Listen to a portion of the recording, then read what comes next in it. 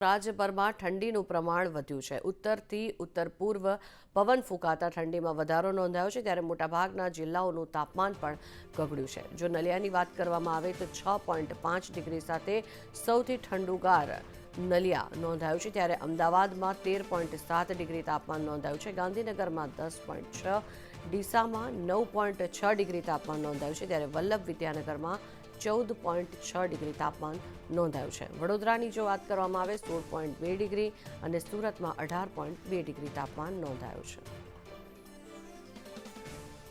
વધુ માહિતી મેળવીએ સંવાદદાતા આયુષી યાજ્ઞિક આપણી સાથે જોડાયા છે। આયુષી, જણાવશો, અત્યારે ધીમે ધીમે ઠંડીનો ચમકારો જોવા મળી રહ્યો છે, લોકો ઠંડીથી બચવા માટે શું અવનવા પ્રયોગો કરી રહ્યા છે? બિલકુલ ઝંખના જે રીતે હાલ ઉત્તર પૂર્વના પવનો જે ફૂંકાઈ રહ્યા છે, જેને લઈને ગુજરાત રાજ્યની અંદર ઠંડીનો ચમકારો હવે વધી રહ્યો છે, ત્યારે વહેલી સવારના સમયથી જ જે અમદાવાદના ગાર્ડન અને અલગ અલગ પાર્કની અંદર જે મોર્નિંગ વોકર્સની સંખ્યા છે તે પણ વધેલી જોવા મળી રહી છે।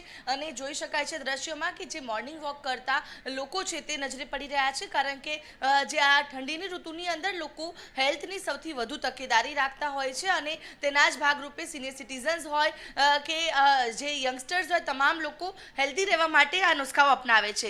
લોકો સાથે વાતચીત કરીશું। અંકલ, ઠંડીનો ચમકારો જે રીતે વધ્યો છે ને આપ પણ એક્સરસાઇઝ કરો છો, યોગ કરો છો, કેવું લાગે છે? બહુ મજા આવે છે, ફ્રેશનેસ આખો દિવસ લાગે છે અને સારું રહે છે।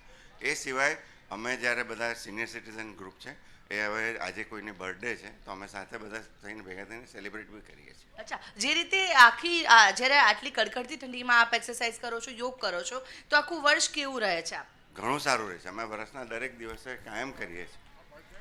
અમે દરેક વર્ષના બધા દિવસ કરીએ છીએ અને બહુ સારું રહે છે હેલ્થ વાઇઝ। શું કહેશો આપ આ ઠંડીના ચમકારામાં અને ઠંડીથી બચવા માટે આપ શું કરતા હો છો? બસ એક્સરસાઇઝ અહીંયા સારી થાય છે અને લગભગ 30-40 વર્ષથી આ લોકો બ્રીથિંગ એક્સરસાઇઝ ને બધું કરાવડાવે છે અને બહુ સારું ગ્રુપ થઈ ગયેલું છે અહીંયા। અત્યારે વર્ષગાંઠ બી ઉજવાય છે, એનું બી તમે શૂટિંગ લેવું?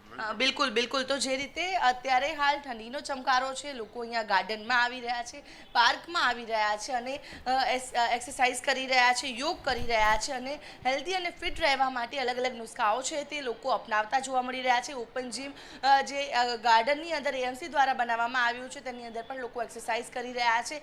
અમદાવાદમાં જો ઠંડીના ચમકારાની વાત કરીએ તો જો જે તાપમાન છે કે જે અમદાવાદમાં 13.7 ડિગ્રીએ પહોંચી ગયું છે, જ્યારે ગાંધીનગર 10 ડિગ્રીએ ઠૂંઠવાઈ રહ્યું છે, તો ડીસા 9.6 ડિગ્રીએ, એટલે કે મોટાભાગના તમામ જિલ્લાઓની અંદર જે તાપમાનનો પારો છે કે જે 15 ડિગ્રીથી નીચે નોંધાઈ રહ્યો છે। ભુજમાં પણ તાપમાન 10.8 ડિગ્રી નોંધાયું છે, તો રાજકોટમાં 11 ડિગ્રી તાપમાન છે, એટલે કે હાલ આ જ પ્રકારની પરિસ્થિતિ વધુ સમય માટે રહી શકે છે, કારણ કે જે રીતનાની હાલ પવનોની દિશા છે અને જે રીતે ઉત્તર ભારતમાં જે રીતે બરફ વર્ષા થઈ રહી છે, આ તમામ બાબતોને ધ્યાનમાં રાખીને જે રીતે હવામાન વિભાગે પણ જે ફોરકાસ્ટ આપ્યો છે કે આગામી દિવસોમાં હજુ પણ ઠંડીનો ચમકારો છે કે જે વધી શકે છે, ત્યારે આ પ્રકારે વધતા ઠંડીના ચમકારાની વચ્ચે પણ લોકો હેલ્થ કોન્શિયસ બની રહ્યા છે, એક્સરસાઇઝ કરી રહ્યા છે અને ફિટ રહેવા માટે અલગ અલગ નુસ્ખાઓ લોકો અપનાવી રહ્યા છે।